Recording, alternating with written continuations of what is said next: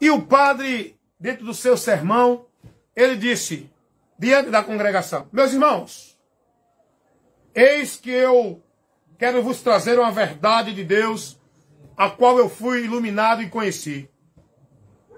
Diante de Deus, irmãos, nós não podemos se prostrar a nenhuma imagem, a nenhum outro ser, a não ser somente a Deus. E eu quero dizer aos irmãos que nós estamos errados, irmãos, se prostrando diante das imagens, se prostrando diante das entidades representadas por imagens, como se fossem santos, protetores, pois a Bíblia nos ensina que somente a Deus devemos invocar, porque Ele é o nosso socorro verdadeiro. Há um único mediador, que é Jesus, a quem nós devemos clamar para receber o socorro de Deus. E o padre disse isso na congregação lá, católica, numa paróquia, e orientou os irmãos a deixar o culto em reverência, adoração, devoção às imagens. Sabe qual foi a reação dos membros da paróquia lá? Revoltaram-se contra o padre e disseram: padre, se o senhor quiser, vá e deixe de adorar as imagens. Porém, nós vamos continuar adorando nossas imagens e não vamos deixar. Isso quer dizer o quê? Assim, do mesmo jeito que muitos no nosso meio cristão têm ouvido a verdade também, mas não querem se converter à verdade. Eles ignoram a verdade e preferem acreditar que o erro que eles estão vivendo é a verdade. A palavra diz isso ou não? 2 Tessalonicenses, capítulo 2, versículo 10 ao 12. Que muitos vão ser condenados porque não creram na verdade. Antes tiveram prazer na iniquidade e não creram na verdade para se salvarem. Jesus também disse isso lá em João, Evangelho, segundo escreveu João, capítulo 3, versículo 21 em diante, 20 e 21. Não quiseram vir para a luz, porque suas obras são más, para que suas obras não fossem reprovadas, e não quiseram vir para a luz.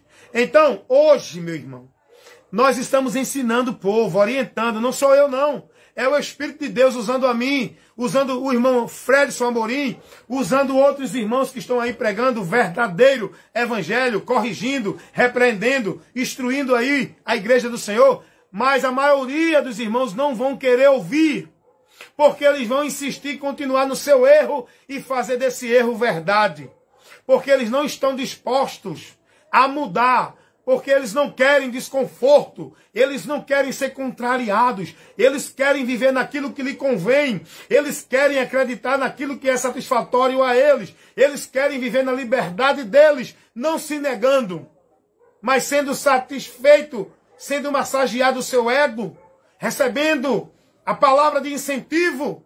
Não importa se eu estou no erro, eu quero aquilo que convém. E eles não vão deixar.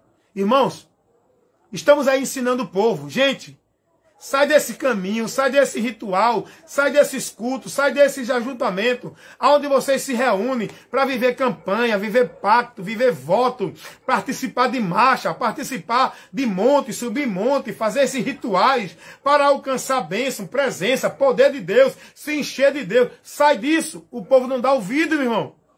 O povo continua vivendo isso dentro dos seus cultos de marcha, de campanha, de pacto, de voto. O povo continua submisso à sua devoção à vida religiosa, vivendo o igrejanismo, as práticas da formalidade dentro do sistema. O povo não quer saber de convenção a Deus. O povo quer viver dentro da sua satisfação, na sua vida religiosa, porque esse caminho é largo. O caminho estreito é difícil. Aquele que nos manda negar-se, renunciar, deixar o nosso eu, a nossa satisfação, para buscar e aprovar aquilo que é agradável a Deus. Não querem não. Lembra do profeta Jeremias, que Deus levantou para o povo de Judá?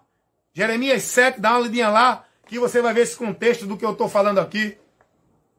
O povo, antes de Deus levantar Jeremias, O povo estava vivendo a sua religiosidade, indo para o templo, vivendo a formalidade, oferecia seu sacrifício, seus holocaustos, cumpria suas devoções. Eu fui para o templo, eu já adorei no templo, eu já cumpri a devoção no templo, eu já fiz a minha parte no templo, eu já cultuei no templo. Agora, a minha vida eu vivo do meu jeito.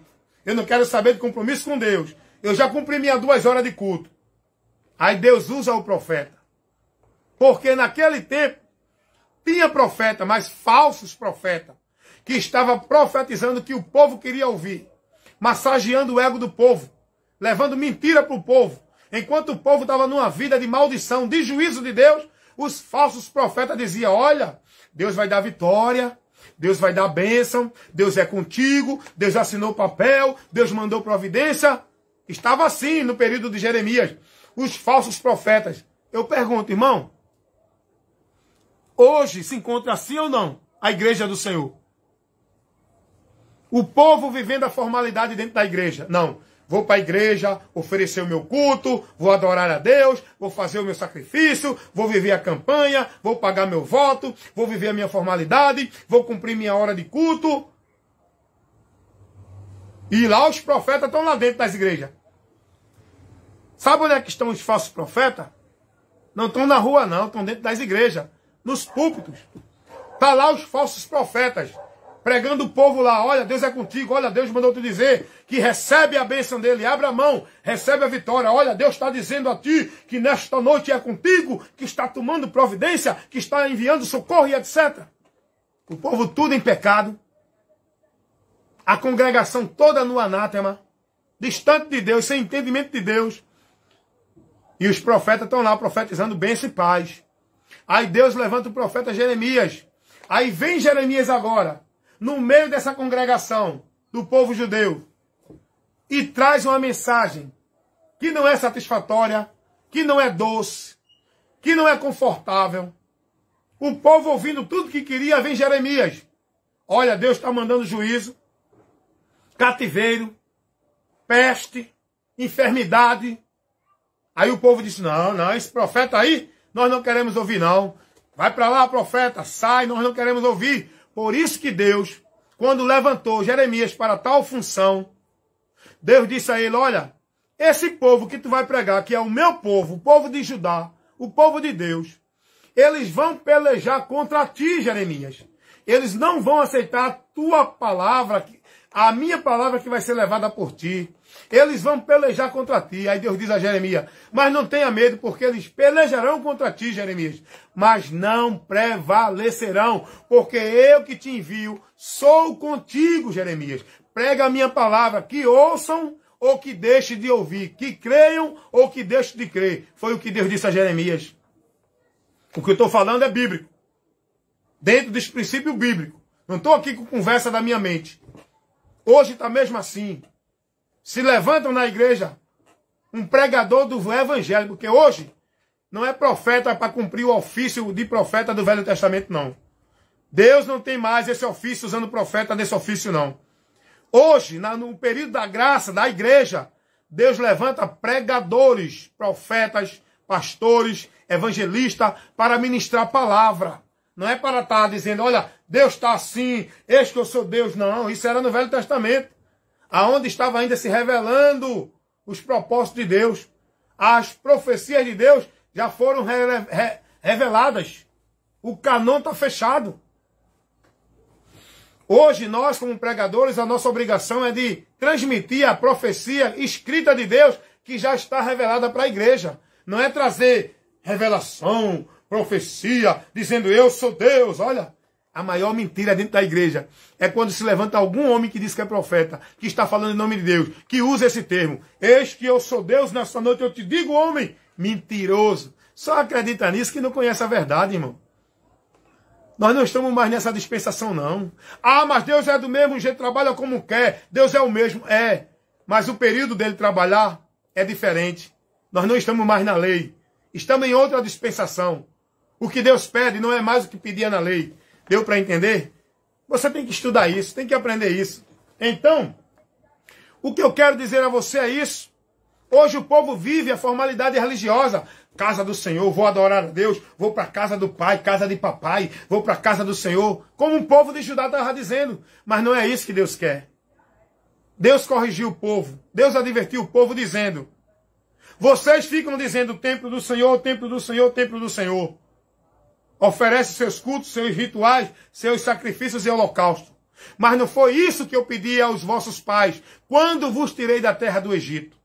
O que eu pedi aos vossos pais, o que vocês têm que atentar para guardar e praticar, é que dê ouvido à minha palavra. E isso vocês não estão fazendo. Estão vivendo a formalidade religiosa, mas não estão com os ouvidos abertos para ouvir a minha palavra. Antes, estão tendo comichão nos ouvidos, desprezando a palavra, porque querem ouvir fábulas, aquilo que lhe agradam. Hoje está do mesmo jeito. E as pessoas, a escolha delas é permanecer. Muitos não vão querer mudar. Muitos não vão querer. É por isso que a Bíblia diz: saia você do meio deles. Você que está tendo um esclarecimento agora, o entendimento de Deus agora, saia desse meio. Porque senão você vai estar corrompido, vivendo o anátema e perdendo-se para a eternidade. Escapa por tua vida. Cuida de ti e da doutrina. Porque fazendo isso, te salvarás. Você foi chamado para ser discípulo de Cristo, não de igreja. Seguidor e praticante da palavra de Cristo, não de líder de igreja. Seja prudente. Está em jogo. Não é a tua vida religiosa dentro de ministério. O que está em jogo não é tu tendo o teu pastor, escolhendo o teu pastor que é o melhor. O que está em jogo é a tua eternidade, a tua salvação da tua alma. E isso você só vai obter se estiver em Cristo, guardando a palavra de Cristo. O local é Cristo, não é a igreja. O que você tem que guardar e praticar é a palavra de Cristo, e não ordenança legal de igreja. João 7,7. Jesus falando, ele diz: se vocês, todos, os irmãos que estão assistindo agora, você que está assistindo agora, Jesus disse: se vocês estiverem em mim, e as minhas palavras estiverem em vós, aí sim, Deus, ele vai contemplar você com as bênçãos do céu. Você vai ser merecedor das bênçãos de Deus. Não pelo que você vive e pratica na religião, mas por Cristo e pela palavra de Cristo. Amém, meus irmãos? Então esse é o local, essa é a prudência que nós como cristãos devemos ter. Quando alguém vier te trazendo alguma ideia, ensinamento, pergunte isso a ele. Jesus ensinou isso? Os apóstolos ensinaram isso? E você tem que conhecer a doutrina apostólica que os apóstolos pregaram, que é a doutrina de Cristo. Você tem que conhecer a doutrina de Cristo que os apóstolos pregaram, para você ter uma grande defesa.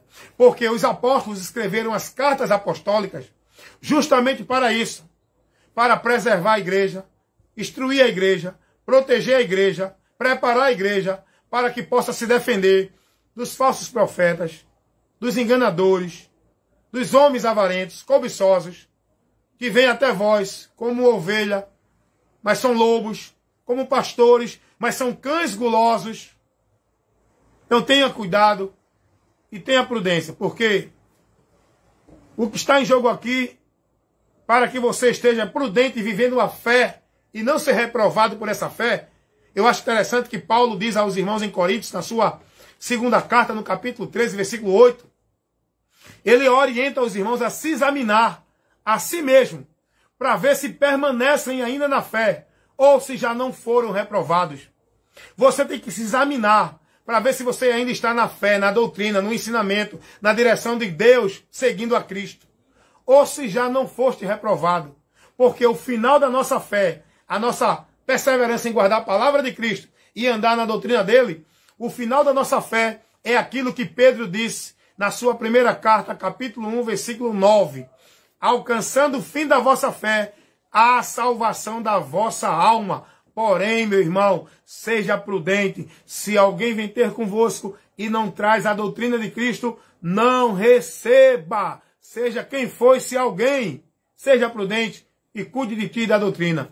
Evangelista Wellington Ramos, terminando essa instrução, pois o meu compromisso é esse, pregar a verdade que liberta, nada além dessa verdade. Amém, meus irmãos? Fiquem na paz, em nome de Jesus.